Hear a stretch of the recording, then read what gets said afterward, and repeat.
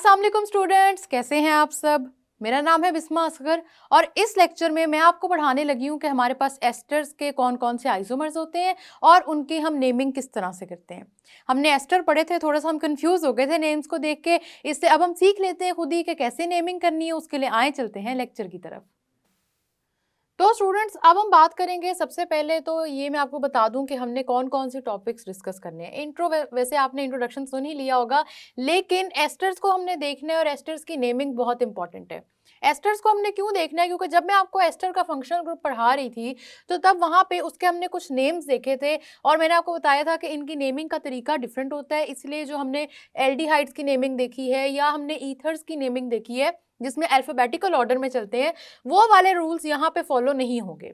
ठीक है, तो अब है ज़रूरी कि अगर हमने नेम देने हैं, क्योंकि हमारी बुक में ये कंपाउंड्स गिवन है, तो हम ये देख लेते हैं कि आखिर उनकी नेमिंग किस बेस पे हुई है और कैसे हुई है। उससे पहले मैं आपके लिए वो टास्क जो आपको मैंने पिछले लेक्चर में दिया था, जिसमें मैंने आपसे कहा था कि ब्यूटानॉल के स्ट्रक्चर्स आपने ड्रॉ करने हैं। तो ब्यूटानॉल के जो दो स्ट्रक्चर्स हैं वो मैं आपको बता दूं। ब्यूटानॉल के सबसे पहली बात तो स्टूडेंट्स ये है कि दो ही स्ट्रक्चर्स बनते हैं। अगर आपने दो से ज़्यादा बनाए हैं तो उसकी भी मैं रीज़न अभी बता देती हूँ कि कन्फ्यूजन कहाँ आई होगी। अगर आपने सिर्फ दो बनाए और आप रीज़न समझ गए कि तीसरा स्ट्रक्चर क्यों नहीं बन सकता, तो वो भी अच्छी बात है। लेकिन हम यहाँ पर देख लेते हैं कि कौन कौन से दो स्ट्रक्चर्स हैं। आपके पास कार्बन 1 2 3 4 और इसके साथ यहाँ पे अटैच है हाइड्रोक्सिल ग्रुप। ठीक है, ये आपके पास हो गया CH2, ये भी हो गया CH2, यहाँ पे ये भी CH2 और ये हो जाएगा CH3। ठीक है, ये हो गया ब्यूटानॉल का पहला स्ट्रक्चर। दूसरा स्ट्रक्चर ड्रॉ कर लेते हैं। कार्बन 1 2 3 4 और कार्बन नंबर 2 पे हमारे पास आ जाएगा हाइड्रोक्सिल। बाकी इसकी बॉन्डिंग पूरी कर लेते हैं। बॉन्डिंग पूरी करेंगे तो यहाँ पे आ जाएगा एक हाइड्रोजन, यहाँ आ जाएंगे 2 एंड यहाँ आ जाएंगे 3। ये आपके पास जो स्ट्रक्चर्स हैं, पहले स्ट्रक्चर का नाम है ब्यूटन 1 ओल। मैंने आपको तरीका सिखाया था कि ये नेमिंग किस तरह करनी है। दूसरे स्ट्रक्चर का नाम है ब्यूटन 2 ओल। और अगर आपने ड्रॉ किया स्ट्रक्चर और कार्बन 3 के ऊपर भी हाइड्रोक्सिल ग्रुप लगाया, जैसे ये कार्बन 1 पे है, ये कार्बन 2 पे है, और अगर आपने तीसरा ड्रॉ किया जो कार्बन 3 पे लगा दिया, तो कंफ्यूज नहीं होना स्टूडेंट्स, आपके पास कार्बन 3 और कार्बन 2 एक ही बात है। ठीक है, आप नंबरिंग करके दोबारा देख लें। जिस स्टूडेंट को कंफ्यूजन हुई, समझ में नहीं आया कि कार्बन 2 पे लगाना है या कार्बन 3 पे लगाना है, तो आप ये बात समझ लें कि आपके पास कार्बन नंबर, ये देखें यहाँ से अगर मैं इसकी नंबरिंग करूँ तो मेरे पास नंबरिंग किस तरह होगी। ये मेरे पास कार्बन 1 है, 2 3 एंड 4। ठीक है, ये कार्बन का नंबर है, आपको पता है ना, हाइड्रोजन का नहीं है। ठीक है, यहाँ पे कार्बन नंबर 2 पे OH लग जाता है। लेकिन अगर यहाँ पे मैं ये करती हूँ कि OH कार्बन नंबर 2 पे नहीं लगाती, यहाँ सपोज कर लेते हैं कि यहाँ पे कोई OH नहीं है, बल्कि यहाँ पे आपके पास OH है, तो अब देखें कि इस चेन की नंबरिंग तो ऐसे भी हो सकती है 1 2 3 एंड 4। ठीक है, तो वही OH ग्रुप ये ना हो गया भला कि जो आपने थर्ड कार्बन पे लगाया वो तो सेकंड कार्बन पे लग रहा है। अगर आपने ये मिस्टेक नहीं की है तो वेरी गुड, इसका मतलब है आपको कॉन्सेप्ट समझ में आ गया है। लेकिन थर्ड स्ट्रक्चर क्यों नहीं बनेगा, मैं उसकी रीज़न बता रही हूँ। और मैंने आपको बताया था कुछ स्ट्रक्चर्स ऐसे होते हैं कि उनको आप फ्लिप कर दें, उल्टा कर दें, तो वो वही चीज़ बनते हैं। तो यहाँ पे भी यही चीज़ है, आपने उल्टा किया था स्ट्रक्चर को तो आपको पता लग गया था। अब क्योंकि हमने फ्लिप किया तो हमें पता लगा ये वही है। तो याद रखना है कि ब्यूटानॉल के दो आइसोमर्स होते हैं। ठीक है, दोनों की नेमिंग भी इंपॉर्टेंट है, आपको आनी चाहिए। अब बात कर लेते हैं हम एस्टर्स की। और एस्टर्स की बात जब हम करेंगे स्टूडेंट्स, तो मैं आपको यहाँ पे चाहती हूँ कि आपको एक फॉर्मूला आता हो, एक केमिकल रिएक्शन आता हो जो कि कॉमन है। ठीक है, वो केमिकल रिएक्शन क्या है वो सुन लें। जिस तरह था ना कि एसिड्स और बेसिस के प्रोसेस में वो सारे के सारे चैप्टर में मैंने आपको बताया था कि एक रिएक्शन होता है न्यूट्रलाइजेशन रिएक्शन के जो कॉमन है। ठीक है, बार बार चैप्टर में रिपीट होगा, बार बार आपने देखा कि रिपीट हुआ भी, फिर हमने उसी रिएक्शन को जब समझ लिया तो हमने सारे रिएक्शंस भी समझ लिए थे। इसी तरह एस्टर्स की फॉर्मेशन में भी एक केमिकल रिएक्शन है, अगर आप उसको समझ लेंगे तो आपको सारा का सारा एस्टर का कॉन्सेप्ट समझ में आ जाएगा। स्टूडेंट्स, इसको कहते हैं एस्टेरिफिकेशन जो प्रोसेस है। ठीक है, एस्टेरिफिकेशन। और देख लेते हैं कि एस्टेरिफिकेशन में हमारे पास न्यूट्रिएंट्स, हमारे पास रिएक्टेंट्स और प्रोडक्ट्स कौन से होते हैं। तो एस्टेरिफिकेशन में आपने याद रखना है स्टूडेंट्स, हमारे पास रिएक्टेंट्स में है alcohol plus carboxylic acid, and then आपके प्रोडक्ट में बनेगा एस्टर और वाटर। ठीक है स्टूडेंट्स, एस्टर और वाटर बनेगा। ठीक है, एस्टर्स जो होते हैं इनकी फ्रूटी स्मेल होती है, फ्रूटी मतलब जिस तरह फल होता है उसके जैसी खुशबू होती है, एप्पल्स के जैसी हो सकती है, पाइनएप्पल्स जैसी हो सकती है। यहाँ पे क्योंकि हम अभी स्पेसिफाई नहीं कर रहे, आगे हमारे एक चैप्टर में डिस्कशन है कि किसकी कैसी स्मेल होती है, किस तरह की, लेकिन अभी क्योंकि वो हमारा पार्ट नहीं है इस चैप्टर का, तो अभी आपने ये समझना है कि जब भी एक एल्कोहल रिएक्ट करेगा कार्बोक्सिलिक एसिड के साथ तो हमारे पास एस्टर बनेगा और वाटर बनेगा। ठीक है, अब अल्कोहल कौन सा हमारे पास फंक्शनल ग्रुप था जिसके अंदर OH प्रेजेंट होता है। ठीक है, ये याद है बातें, फंक्शनल ग्रुप क्योंकि आपको पढ़ा दिए गए हैं, तो आपको अब पता होना चाहिए, अगर आपने टास्क सॉल्व किए हैं तो आपको पता है कि कौन सा फंक्शनल ग्रुप कैसे हर कंपाउंड में लगता है। ठीक है, कार्बोक्सिलिक एसिड की बात कर ले तो आपके पास COOH कार्बोक्सिलिक एसिड होता है। ठीक है, अब इन दोनों के रिएक्शन से ये नहीं है कि बस OH होगा और ये होगा, इनके साथ इनके R ग्रुप्स भी लगे हुए हैं, लेकिन इन दोनों के रिएक्शन से आपके पास बनेगा एस्टर और वाटर। और जो एस्टर का नाम होता है ना स्टूडेंट्स, जब हम एस्टर पढ़ रहे थे और हमारी बुक में जो 2 एस्टर्स गिवन है, जब हम उनके नाम देख रहे थे तो हमें कंफ्यूजन हुई थी ना कि इनको नेम किस तरह से किया गया है। बस उसी कंफ्यूजन को हम दूर करने लगे और देखने लगे थोड़ी देर में कि नेमिंग किस तरह से है, पहले ज़रा रिएक्शन करवा देते हैं। ठीक है, यहाँ पे स्टूडेंट्स मैं अब जो रिएक्शन करवाऊंगी इसमें सबसे पहले मैं यूज़ करूंगी एक अल्कोहल जिसको कहते हैं प्रोपाइल अल्कोहल।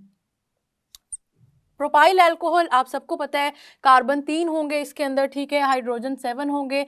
प्रोपाइल आपके पास एक आपका प्रोपाइल आपको पता है एक अल्काइल ग्रुप है, और अल्काइल ग्रुप में आपने हाइड्रोजन एक रिमूव किया होता है एक एल्केन का, तो प्रोपेन था, प्रोपेन का हाइड्रोजन रिमूव हुआ और उसके साथ आके लग गया हाइड्रोक्सिल ग्रुप। ये है प्रोपाइल अल्कोहल, और साथ में रिएक्शन करवा दूंगी स्टूडेंट्स ब्यूटानोइक एसिड का।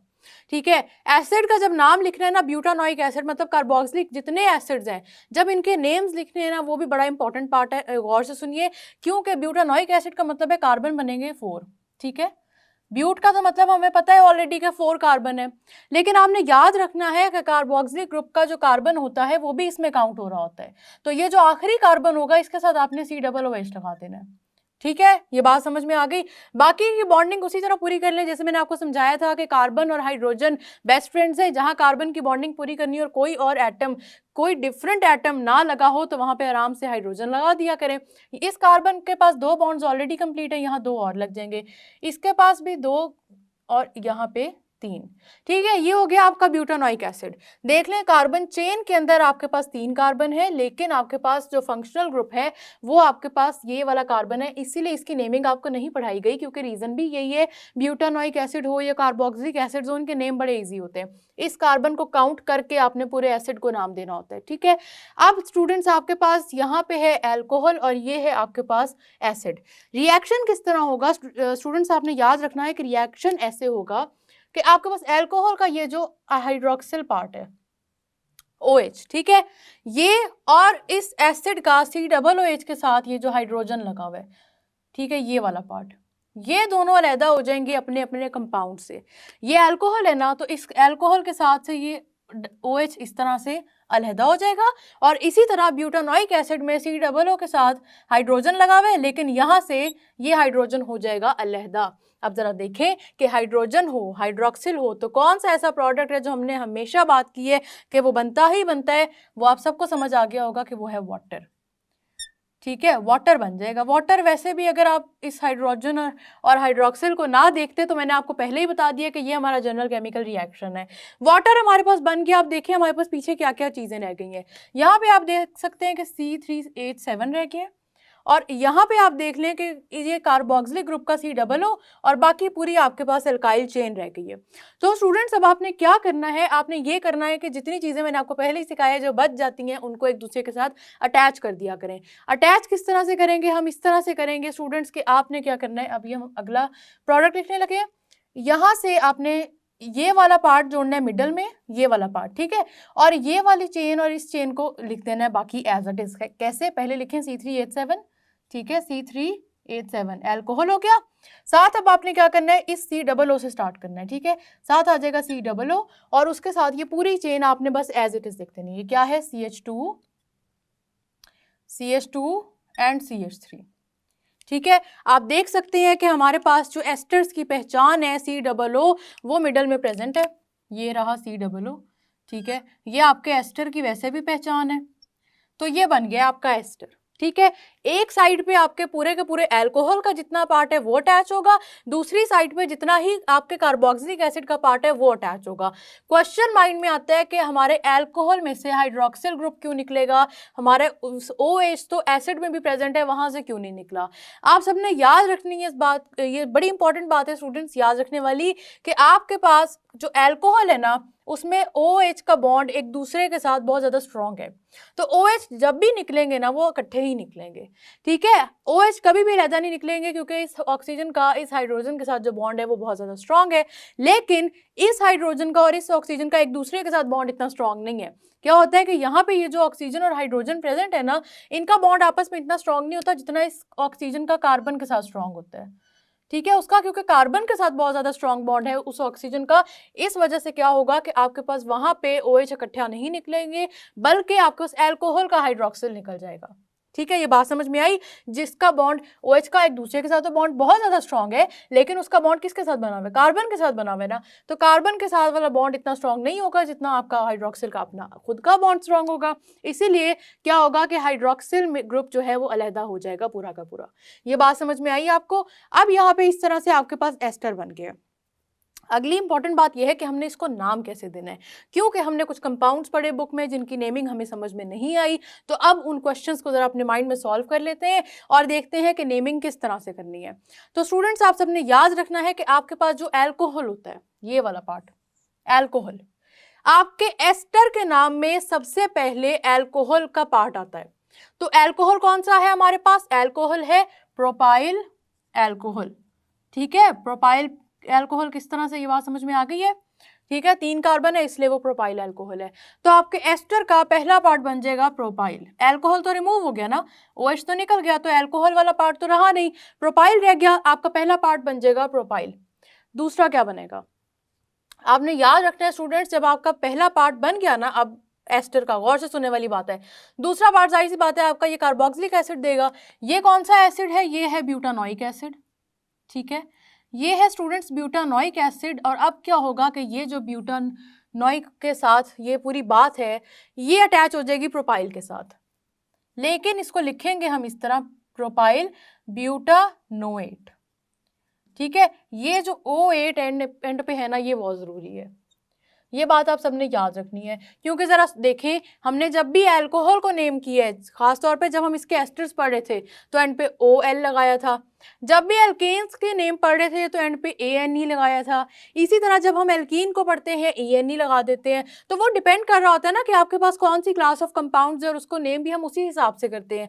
जब एल्काइन की बात करते हैं तो एंड पे YNE लगा देते हैं। इसी तरह जब भी आपने एस्टर्स को नेम देना है तो जाहिर सी बात है प्रोपाइल के साथ आप ब्यूटानोइक एसिड तो नहीं लिख सकते, उसका एसिडिक कैरेक्टर आप सबको पता है किस वजह से था, उसका एसिडिक कैरेक्टर उस हाइड्रोजन की वजह से था, वो तो निकल गया, अब तो एस्टर बन गया आपके पास। तो जो एस्टर बन गया स्टूडेंट्स उसके साथ आपने लगा देना है O8, ये बात याद रखनी है, ठीक है। अब ये तो था एक रिएक्शन जिसमें हमने पढ़ा प्रोपाइल अल्कोहल और ब्यूटानोइक एसिड। अब हम एक और रिएक्शन पढ़ेंगे जिसमें हम क्या करेंगे कि ब्यूटाइल अल्कोहल लेंगे, ठीक है। अब हम पढ़ेंगे स्टूडेंट्स दूसरा रिएक्शन जिसमें हम करेंगे ब्यूटाइल अल्कोहल लेंगे, और इस दफ़ा मैं कार्बन अलग-अलग ड्रॉ करूंगी ताकि आपको बॉन्डिंग में मुश्किल ना हो। 3 और 4, ठीक है। अलग-अलग कार्बन ड्रॉ करने का मकसद ये है स्टूडेंट्स के अक्सर क्या होता है कि जब कार्बन की चेन लंबी हो जाती है तो कंपाउंड ड्रॉ करने मुश्किल हो जाते हैं। अगर तो लेकिन आपने अल्कोहल के टाइम पे जब मैंने आपको टास्क दिया था कि इसके कंपाउंड ड्रॉ करें, अगर आपने किए थे तो फिर अभी मुश्किल नहीं होगी आपको, लेकिन अगर आपने नहीं किए तो एक दफ़ा दोबारा देख लें कि यहाँ पे आपके पास CH3 CH2 और यहाँ पे क्योंकि OH लगा हुआ है तो बाकी आपके पास रह जाएगा 1 2 3 4 3 4, ठीक है। ये हो गया आपका ब्यूटाइल अल्कोहल कंप्लीट। अब आगे हमने क्या करना है, इसके दरम्यान में ये लाइन ड्रॉ कर लें ताकि आपको ये चीज़ कंफ्यूज ना करे। दूसरा जो हमने लेना है स्टूडेंट्स, ये हमने लिया है ब्यूटाइल अल्कोहल, ठीक है। नाम गौर से सुनने, नाम गौर से देखने, क्योंकि यही इंपॉर्टेंट चीज़ें होती हैं, ये ना हमें समझ में आए तो फिर हमें पूरा कॉन्सेप्ट समझ में नहीं आता। ये हो गया हमारा ब्यूटाइल अल्कोहल। अब हमने जो एसिड लेना है ना वो लेना है प्रोपानोइक एसिड। प्रोपानोइक एसिड का क्या मतलब है, प्रोप का वर्ड जहाँ पे भी आ जाए इसका मतलब है 3 कार्बन वाला एसिड होगा। आखिरी कार्बन मैंने आपको हमेशा कहा है नाम में भी आता है, लेकिन इसके साथ COOH ये मतलब कार्बोक्सिलिक ग्रुप होता है। बाकी आप बॉन्डिंग कंप्लीट कर लें, यहाँ पे आपके पास CH2 आ जाएगा, यहाँ पे आपके पास CH3 आ जाएगा, ठीक है। ये आपके पास जो एसिड हमने ले लिया ये ले लिया प्रोपानोइक एसिड, प्रोपानोइक एसिड। ठीक है स्टूडेंट्स, ये बात समझ में आ रही है। अभी हमने इसका रिएक्शन करवाना है और क्योंकि रिएक्शन का मैं तरीका आपको बता चुकी हूँ, इसीलिए अब हम इसको जल्दी जल्दी से इस रिएक्शन को देखेंगे क्योंकि और इससे रिलेटेड जो हम बात करना चाहते हैं उसकी तरफ चलेंगे। ठीक है, हम रिएक्शन करवाएंगे। रिएक्शन में क्या होगा, आप सबको याद है कि आपके पास जो एल्कोहल है उसका हाइड्रोक्सिल ग्रुप और जो एसिड है उसका हाइड्रोजन ग्रुप, ये दोनों अलहदा से बाहर आ जाएंगे पूरे के पूरे रिएक्शन मिक्सचर में से और वाटर बना देंगे। और जितनी चीज़ें पीछे रह गई हैं वो अटैच हो जाएंगी। किस तरह अटैच होंगी कि सबसे पहले मैंने आपसे कहा है एल्कोहल लिख दें। ठीक है, एल्कोहल आपके पास किस तरह है, CH3 CH2 CH2 CH2, साथ आपने क्या करना है COO से शुरू करना है, जैसे मैंने आपको पहले समझाया है। COO लिखेंगे और इस तरह से CH2 और CH3 एज इट इज़ आप इसके साथ लिख देंगे। ठीक है, कंप्लीट हो गई बात। अब इसकी नेमिंग की तरफ चलते हैं। नेमिंग के लिए मैंने आपको तरीका पहले ही समझाया है कि नेमिंग आपने किस तरह से करनी है स्टूडेंट्स। नेमिंग आपने इस तरह से करनी है कि आपके नेम का, एस्टर के नेम का पहला पार्ट आपका एल्कोहल से आएगा। तो एल्कोहल का पहला पार्ट क्या है, ब्यूटाइल। इस कंपाउंड के जो हम नेमिंग करने लगे, गौर से सुननी है बात, ये वाली बड़ी इंपॉर्टेंट है। इसका नाम आ जाएगा यहाँ पे आपके पास ब्यूटाइल। ठीक है स्टूडेंट्स, अब इसका नाम आ गया आपके पास, क्योंकि अल्कोहल का था ब्यूटाइल अल्कोहल, तो ब्यूटाइल हमने उठा के रख दिया एस्टर का। ठीक है, अब हमारे पास रह गया अल्कोहल, अब हमारे पास रह गया एसिड। तो एसिड का हम किस तरह से करेंगे, एसिड का प्रोपेनोइक है तो प्रोपानोएट हो जाएगा, प्रोपानोएट। ठीक हो गया, ये बात समझ में आ गई कि कैसे आपके पास दो एस्टर्स बने थे, कैसे हमने उनकी नेमिंग की थी। ये दोनों कॉन्सेप्ट क्योंकि इंपॉर्टेंट थे, आई होप आपको ये दोनों कॉन्सेप्ट समझ में आ गए हैं। अगली बात हमारी जो आखिरी रह गई है वो ये है कि हमने नाम तो सीख लिया, हमें ये पता लग गया कि नेमिंग किस तरह से हुई है। अब हमारी बुक में जो कंपाउंड्स गिवन है उनको देख के हमें ये बात समझ में आ गई है कि उन कंपाउंड्स को हमने नेम इस तरह किया है कि जो पहला पार्ट है आपके पास एस्टर का, वो आपको बता रहा होगा कि ये वाला अल्कोहल था जो लिया गया, दूसरा पार्ट आपको बता रहा होगा ये वाला एसिड था, इनके रिएक्शन से बन गया एस्टर। ठीक है, अब हम बात करते हैं आइसोमर्स की। आइसोमर की बात करते हैं और आइसोमर की बात करने के लिए स्टूडेंट्स यहाँ पे पहले हम प्रोपाइल ब्यूटानोएट को कंसिडर करेंगे। और प्रोपाइल ब्यूटानोएट में हम सबसे पहले काउंट कर लेते हैं ये हर एटम जो इसके अंदर मौजूद है ना उसके टोटल नंबर। पहले कार्बन देख लेते हैं, 3 4 5 6 7। ठीक है, C7 आपके पास 7 कार्बन एटम्स मौजूद हैं। फिर हम हाइड्रोजन काउंट कर लेते हैं, आपके पास यहाँ 7 है, 3 4 5 6 7 7 7 हो जाते हैं 14। ठीक है, अब हमारे पास कौन से रह गए, अब हमारे पास रह गए हैं हमारे ऑक्सीजन। ठीक है, ऑक्सीजन 2 है। ठीक हो गया स्टूडेंट्स, यहां तक समझ आ गया। अब ब्यूटाइल प्रोपानोएट के भी इसी तरह काउंट कर लेते हैं।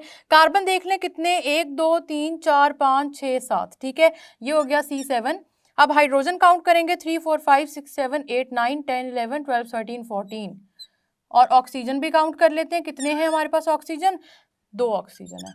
अब आप गौर से देखें कि दो एस्टर्स हमारे पास डिफरेंट तरीके से बने थे। दो एस्टर्स का अल्कोहल और है, आपके पास एसिड और है, लेकिन ये दोनों के दोनों एस्टर्स एक दूसरे के आइसोमर्स हैं। किस तरह से आइसोमर्स हैं, क्योंकि इन दोनों का मॉलिक्यूलर फार्मूला बिल्कुल सेम है। और हमने पढ़ा था कि मॉलिक्यूलर फार्मूला जब भी सेम होगा वो आपके पास होंगे आइसोमर्स। तो ये बात समझ में आई कि आपके पास आइसोमर्स किस तरह से बनते हैं इसके। लेकिन अब आपके माइंड में क्वेश्चन आएगा कि ये हुआ कैसे। तो हुआ कैसे स्टूडेंट्स, ये वाली बात गौर से सुने। यहाँ पे देखें, अल्कोहल यूज हुआ 3 कार्बन वाला और एसिड यूज हुआ 4 कार्बन वाला। ठीक है, दूसरे रिएक्शन में अल्कोहल यूज हो गया 4 कार्बन वाला, एसिड यूज हो गया 3 कार्बन वाला। तो बात तो at the end of the day same है ना। कैसे सेम है कि आप देखिए इस रिएक्शन में रिएक्टेंट साइड पर टोटल कार्बन एटम्स कितने हो गए, वो हैं 7। और इस रिएक्शन में भी देख ले टोटल कार्बन एटम्स कितने हैं, वो हैं 7। तो अब आपको बात समझ में आई कि कैसे हमारे पास एस्टर्स बने हैं। आपके क्योंकि रिएक्टेंट साइड पे कार्बन नंबर बिल्कुल सेम था। आपने अल्कोहल एक दफ़ा प्रोपाइल लिया है तो दूसरी दफ़ा आपने 3 कार्बन वाला एसिड ले लिया है। तो क्योंकि आपने चीज़ें सेम रखी हैं इस वजह से आपके पास बने हैं एस्टर्स।